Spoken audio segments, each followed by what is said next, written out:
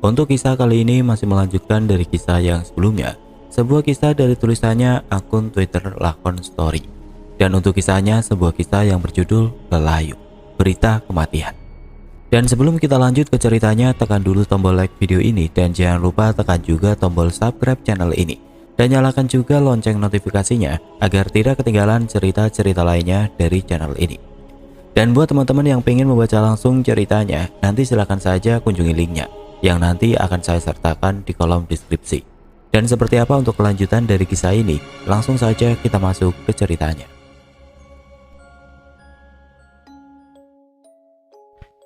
Mendengar hal itu tentu saja aku langsung lebih tenang, meskipun sebenarnya aku juga tidak mengetahui apa yang sebenarnya telah terjadi kepadaku semalam. Hingga akhirnya aku pun memilih kembali untuk beristirahat, mengingat seluruh tubuhku yang saat itu memang terasa sakit tidak karuan. Dan singkat cerita, akhirnya aku pun saat itu kembali ketiduran dengan tetap memegang tangan ibuku. Dan entah setelah berapa lama aku ketiduran, waktu itu aku kembali terbangun dengan keadaan yang semakin membingungkan. Ketika aku membuka mata, keadaan waktu itu sangat sepi sekali. Tidak ada satupun orang yang ada di rumah Pak Yosep. Ditambah waktu itu suasana rumah Pak Yosep sangatlah gelap gulita, dengan sumber cahaya yang hanya terlihat di ruang tamu dengan sedikit redup.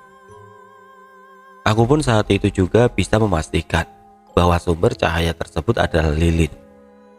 Itu terlihat dari cahaya yang berwarna kuning dan bergerak-gerak seperti terkena hembusan angin. Karena aku berpikir saat itu memang sedang mati lampu, aku pun tetap tenang dan mulai memanggil-manggil orang tuaku. "Bu, ya," ucapku pelan.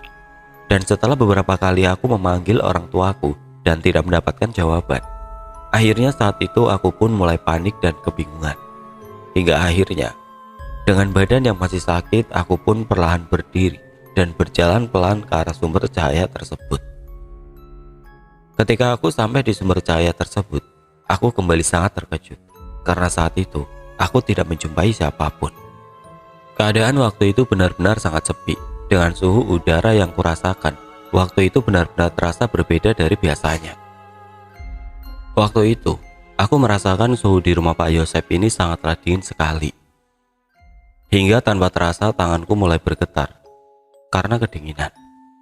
Tanpa menghiraukan hal itu, aku pun kembali melanjutkan langkahku sambil terus berteriak, memanggil nama orang tuaku.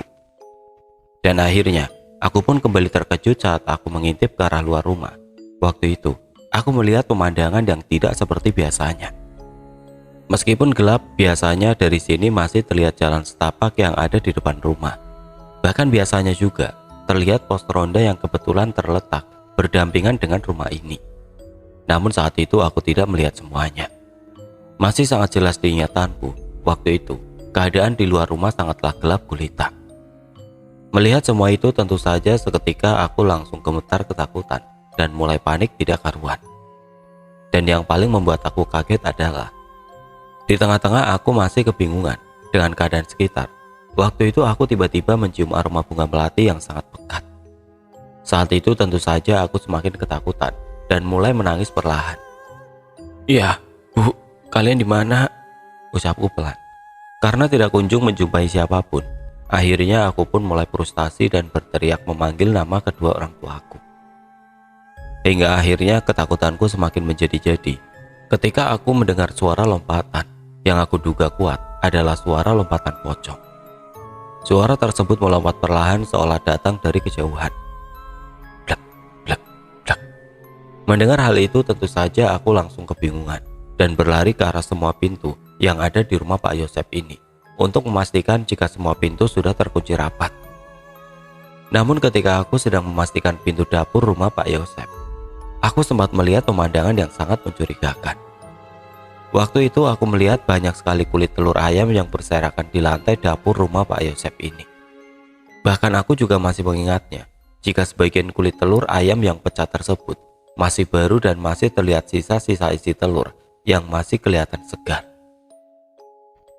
Dan tanpa menghiraukan hal itu, aku pun terus mempercepat langkahku, mengingat suara lompatan pocong tersebut semakin lama terdengar semakin dekat. Dan setelah semuanya kupastikan terkunci, Aku pun kembali ke tempat aku tidur dan langsung masuk ke dalam selimut. Waktu itu detik demi detik kurasakan terasa sangat mencekam. Suara lompatan yang terdengar semakin dekat membuat jantungku waktu itu sangat berdebar tidak karuan. Tangisanku yang saat itu juga semakin kencang, seolah sudah tidak ada yang menghiraukan lagi. Dan puncaknya, nafasku terasa terhenti ketika aku mendengar suara lompatan pocong tersebut terdengar seperti masuk ke dalam rumah dan menuju ke arahku. Waktu itu aku hanya bisa pasrah dan sudah tidak berani lagi membuka mataku sambil terus menangis terseduh-seduh. Hingga akhirnya, suara tersebut tiba-tiba terdengar berhenti di dalam rumah yang sepertinya tidak jauh dari tempatku berlindung saat itu. Sosok pocong tersebut seolah sedang berdiri di tempat yang sangat dekat denganku. Itu dapat kurasakan dari aroma busuk yang saat itu tercium, ditambah dengan bayangan besar hitam yang terlihat samar dari dalam selimutku. Dan singkat cerita, karena aku sudah tidak kuat lagi, aku pun berteriak seperti orang tidak waras. "Pergi kamu, pergi. Siapa kamu? Jangan ganggu aku. Aku tidak takut denganmu. Kamu sudah mati," teriakku lantang. Dan tidak lama setelah itu, aku pun memberanikan diri untuk membuka selimutku sambil mengintip ke arah kanan dan kiri. Anehnya, waktu itu aku tidak melihat siapapun di dalam rumah ini. Sosok yang kuduga pocong tersebut saat itu juga sudah tidak tampak. Bahkan aku juga sempat berdiri dan menoleh ke arah kanan kiriku untuk memastikan bahwa sosok pocong tersebut sudah benar-benar pergi. Namun ketika aku menoleh ke arah kanan kiriku, tiba-tiba pandanganku teralihkan ke arah ruang tamu. Waktu itu aku seperti melihat adanya seseorang yang sedang duduk sambil menatap ke arah lilin yang memang sedari tadi menyala di ruang tamu rumah Pak Joseph ini.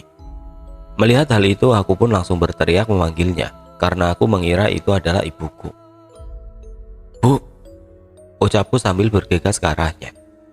Namun sesampainya aku di ruang tamu, aku sangat terkejut bukan main, karena waktu itu yang kulihat bukanlah ibuku, melainkan sosok perempuan yang memakai baju kebaya yang kuyakini perempuan tersebut adalah sosok yang kulihat saat aku bersama ibuku kemarin.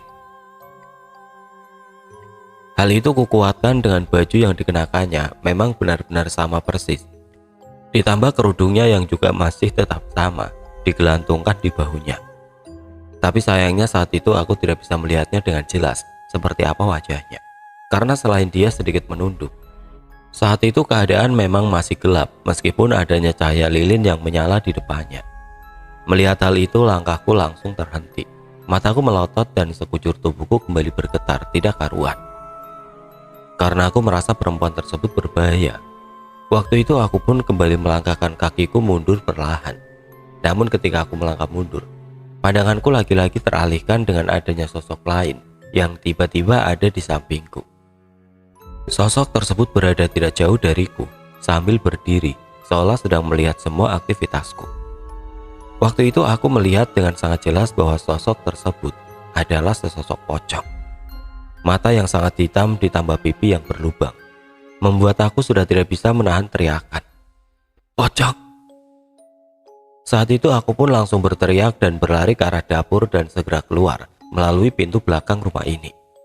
Dan tidak berhenti di situ saja. Ketika aku baru saja keluar dari rumah Pak Yosep tersebut, aku juga melihat ada sosok kakek-kakek yang sepertinya pernah kulihat ketika aku sedang bersama Mbok Marmi. Sosok kakek-kakek tersebut terlihat tersenyum, lalu berjalan pelan meninggalkanku. Tanpa memperdulikan hal itu, aku pun terus berlari ke arah luar sambil terus berteriak minta tolong. Dan tidak lama setelah itu aku pun sedikit lega.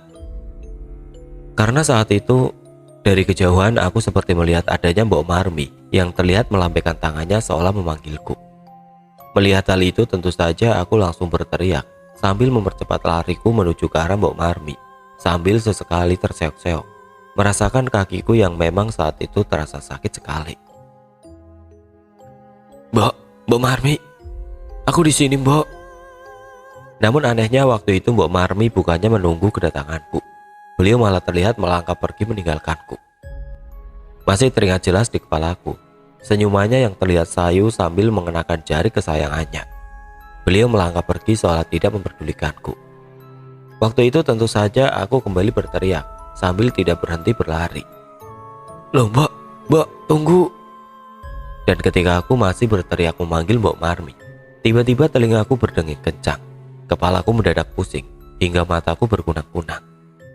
Merasakan hal itu tentu saja aku langsung jongkok sambil berpegangan di salah satu batang pohon yang saat itu berada di dekatku. Dan akhirnya, ketika aku sedang merasakan kepala yang sangat pusing tidak karuan, tiba-tiba kakiku terasa ditarik oleh seseorang yang membuatku akhirnya tersadar jika saat itu aku ternyata sedang berada di dalam kamar orang tuaku sendiri. Waktu itu ketika aku membuka mata, aku benar-benar sangat terkejut. Karena selain aku tiba-tiba berada di kamar orang tuaku, saat itu aku juga melihat adanya Pak Yosep dan ayahku yang terlihat kelelahan dengan keringat yang bercucuran, disertai nafas yang ngos-ngosan. Mereka berdua terlihat berdiri tepat di sampingku, sambil terus menatapku dengan tatapan yang seolah ketakutan. Ya Allah, kenapa aku ini? Ucapku dalam hati sambil masih kebingungan dengan apa yang sebenarnya telah terjadi kepada aku. Dan belum sampai aku mengucapkan sepatah kata pun, tiba-tiba rumahku digedor oleh istri Pak Yosep yang datang sambil menangis terseduh-seduh. Mas, mbok mas, ucap istri Pak Yosep. Ada apa bu? Jawab Pak Yosep kaget. Si mbok meninggal.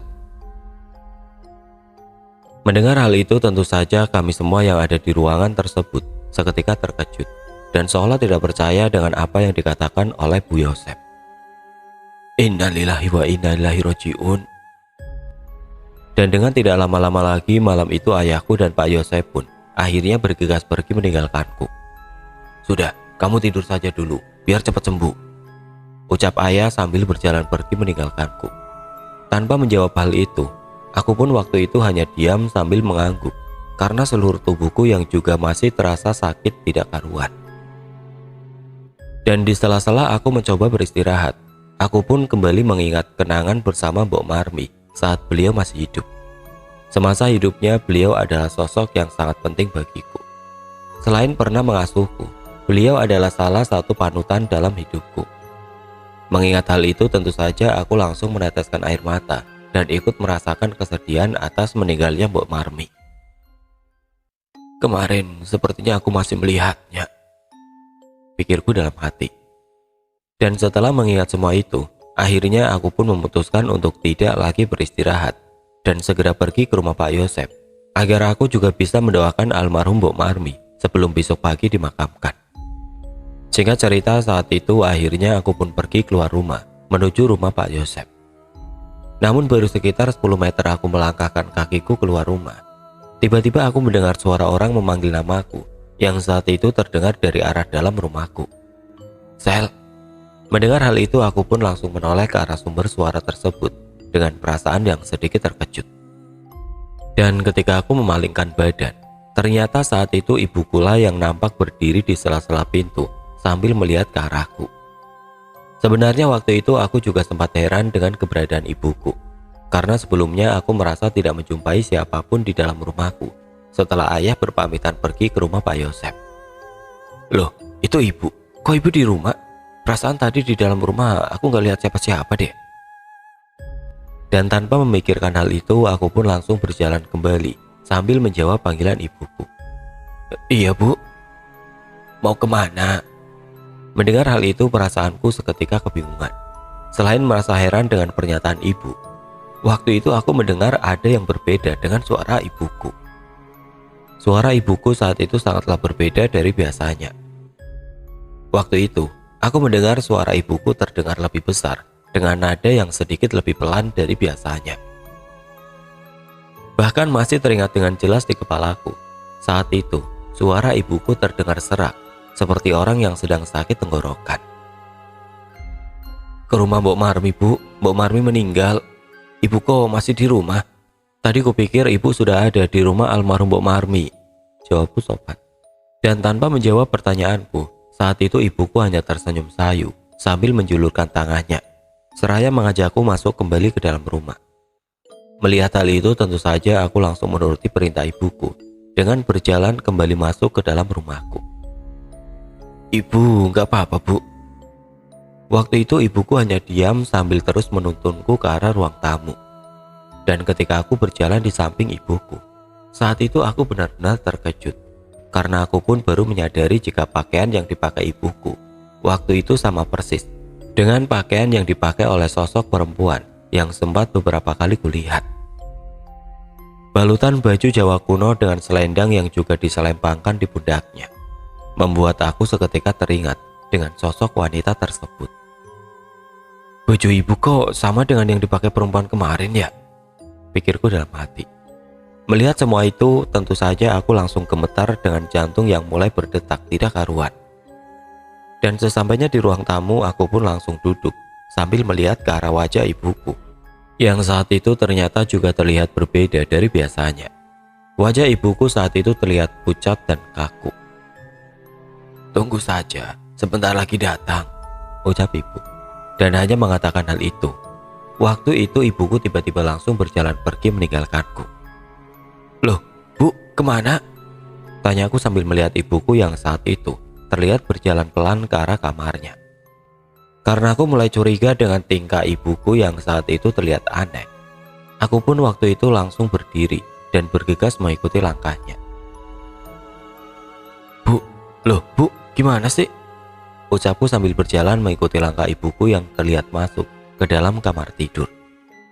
Namun sesampainya di kamar tidur, tiba-tiba jantungku berdetak cepat. Keringatku bercucuran dengan tubuh yang kembali gemetar tidak karuan. Semua itu kurasakan karena saat itu aku tiba-tiba tidak lagi melihat adanya ibuku, yang waktu itu sangat kuyakini beliau barusan masuk ke dalam kamar ini. Waktu itu keadaan kamar ibu benar-benar kosong, tidak ada siapapun.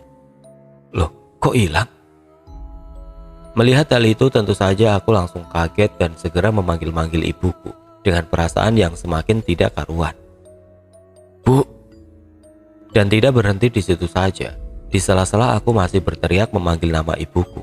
Waktu itu aku juga mencium aroma bunga melati yang sangat kuat menusuk hidungku. Karena aku merasa sudah tidak aman lagi, akhirnya aku pun memutuskan untuk segera pergi dari rumahku dan segera menyusul ayahku yang ada di rumah almarhum Mbok Marmi.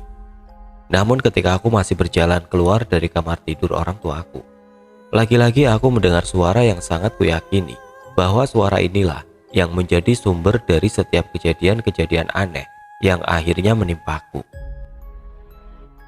Tik, tik, tik, tik, tik. Mendengar hal itu tentu saja aku langsung gemetar dan berlari keluar rumah menuju rumah Pak Yosep dengan tidak berani menoleh ke belakang lagi. Sesampainya di rumah Pak Yosep, saat itu aku melihat ada beberapa warga yang duduk-duduk dan ada juga yang terlihat mempersiapkan nisan Mbok Marmi yang akan dimakamkan esok hari. Malam itu tanpa menyapa satupun warga yang ada di depan rumah Pak Yosep, aku langsung berjalan masuk ke dalam rumah untuk mencari ayahku yang ternyata saat itu beliau terlihat sedang memimpin doa tepat di samping keranda mayat Mbok Marmi yang sudah terlihat rapi. Dengan keadaan yang masih gemetar ketakutan, aku pun akhirnya ikut duduk di tengah-tengah warga sambil ikut memanjatkan doa untuk Mbok Marmi.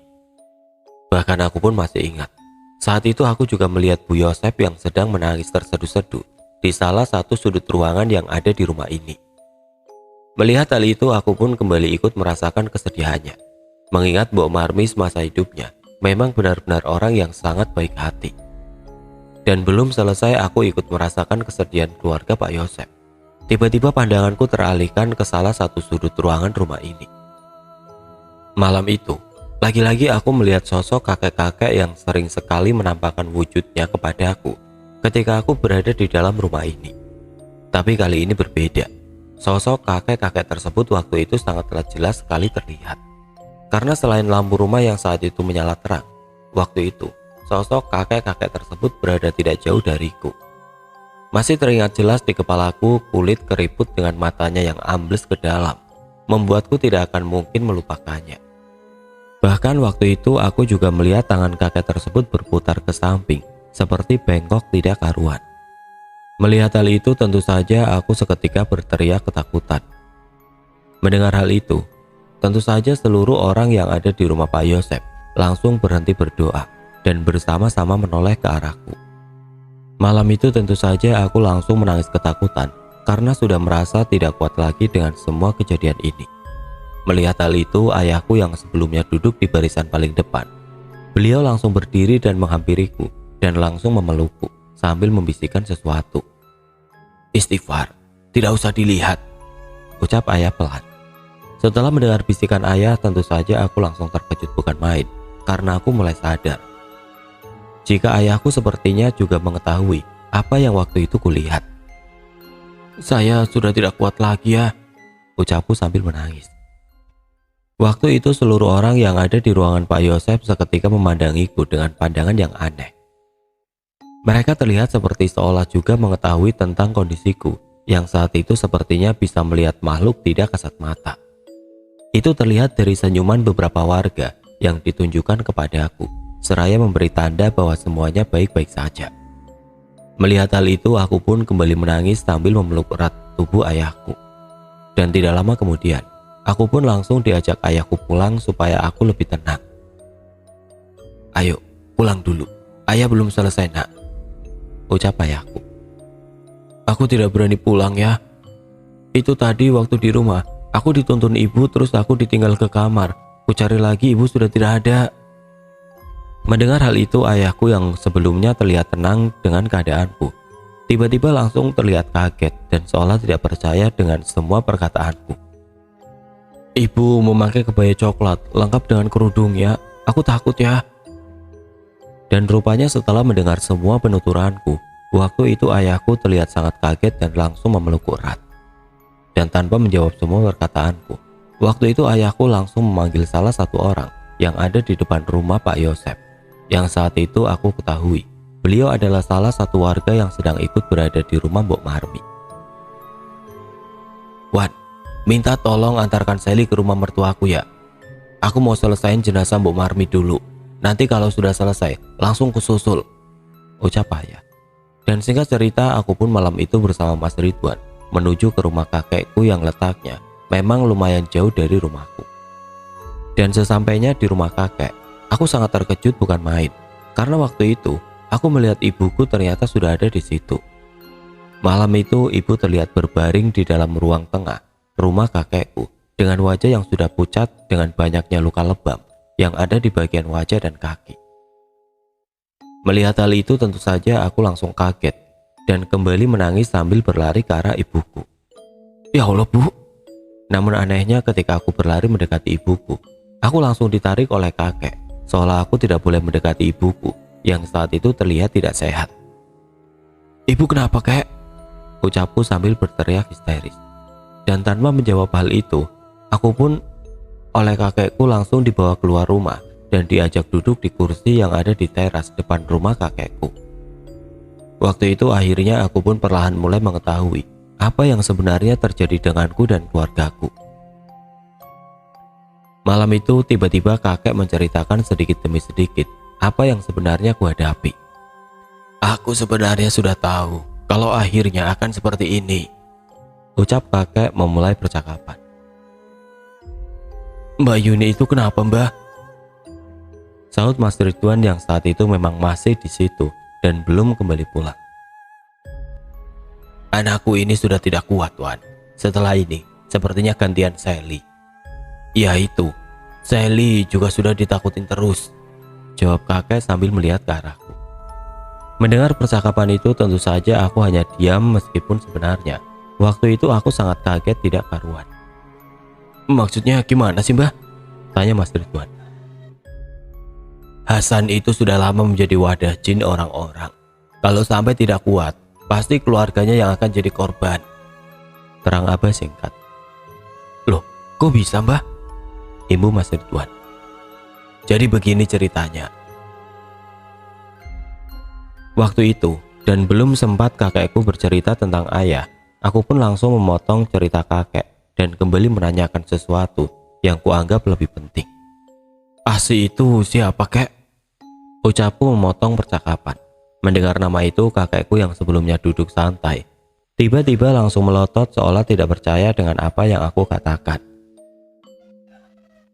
"Sudah, tidak usah ditutupi lagi. Asi itu siapa? Di rumah aku juga sering dengar suara tik-tik yang mengganggu. Kalau habis dengar suara tik-tik, pasti nggak lama ada orang yang meninggal," ibuku jelas. Kalau tik-tik itu suara tek-tekan, Nak. Apa itu tek-tekan, Mbah? Sahut Mas Ridwan. Tek-tekan itu suara buat memanggil setan, agar setan-setan tersebut kumpul di satu tempat. Kata orang dulu, tek-tekan itu suara yang timbul dari tulang-tulang mayat yang saling dipukul. Suara ini memang tidak ada wujudnya, tapi kalau habis dengar suara ini, pasti selanjutnya akan ada setan-setan yang datang. Katanya tulang yang bunyi tersebut adalah tulang orang sakti atau tulang orang-orang penganut ilmu hitam yang sudah meninggal. Kenapa semua itu kok gangguin aku, Kek? Itu gara-gara Asi, Nak, jawab kakek singkat. Siapa Asi itu, Kek? Dan belum sampai Abah menjelaskan tentang siapa sebenarnya Asi, tiba-tiba kami semua dikejutkan dengan suara teriakan yang sangat keras dari dalam rumah kakekku. Waktu itu karena kami menduga kuat itu adalah suara ibuku, kami bertiga pun akhirnya langsung lari ke dalam ruang tengah rumah kakekku dengan perasaan yang tidak karuan. Dan sesampainya kami di dalam rumah, benar, saat itu ibuku sudah seperti orang gila. Rambutnya acak-acakan, matanya memerah, ototnya keluar sambil sesekali tertawa cekikikan. Melihat hal itu tentu saja aku langsung ketakutan sambil tetap berada di belakang Mas Ridwan. Masih sangat tidak bisa kulupakan. Waktu itu ibuku bertingkah sangatlah aneh. Tangan dan kakinya berputar-putar dengan terkadang merangkak ke sana kemari, membuat suasana malam itu terasa benar-benar sangat mencekam. Melihat hal itu kakek pun tidak tinggal diam. Beliau langsung berusaha menghentikan tingkah ibuku yang saat itu sedang kerasukan luar biasa. Bahkan waktu itu aku juga sempat mendengar sedikit ucapan ibu dengan nada seperti nada ancaman. Sudah tua banyak ngomong, ucap ibuku. Karena aku sangat ketakutan, waktu itu aku pun hanya berdiri di sudut ruangan rumah sambil terus melihat tingkah ibuku yang saat itu sudah tidak karuan. Namun belum selesai kami menangani ibuku. Malam itu aku kembali terkejut bukan main. Ya, karena malam itu aku lagi-lagi mendengar suara tek-tekan yang seolah sedang mendekati dan mendatangi rumah ini. Suara tersebut terdengar perlahan dan semakin lama semakin kencang. Malam itu ketakutanku semakin menjadi-jadi, karena aku juga masih ingat dengan jelas ucapan kakekku jika suara tek-tekan tersebut akan mengundang makhluk halus berkumpul. Mengingat hal itu, keringatku seketika bercucuran, jantungku berdetak kencang dengan tubuh yang sudah kembali gemetar ketakutan.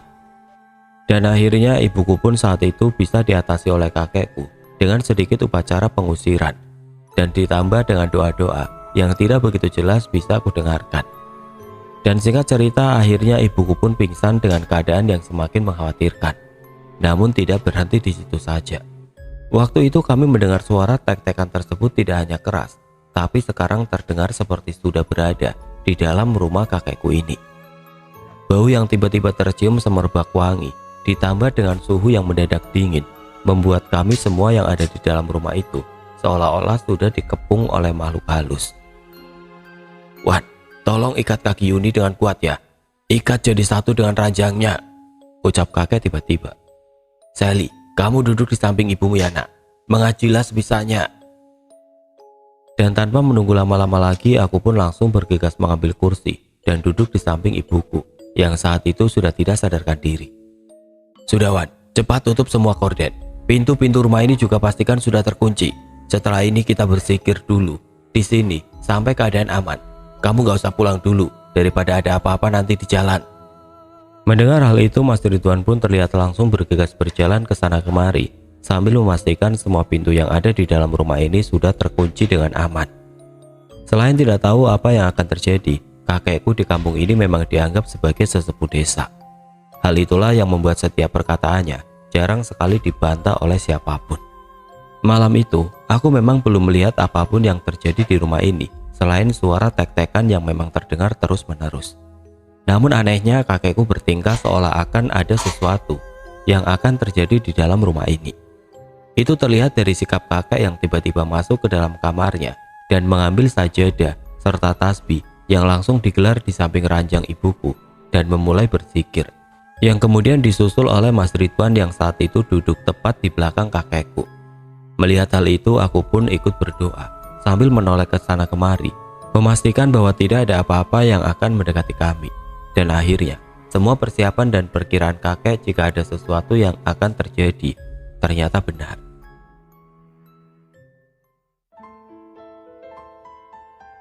Oke teman-teman, sampai di sini dulu ceritanya.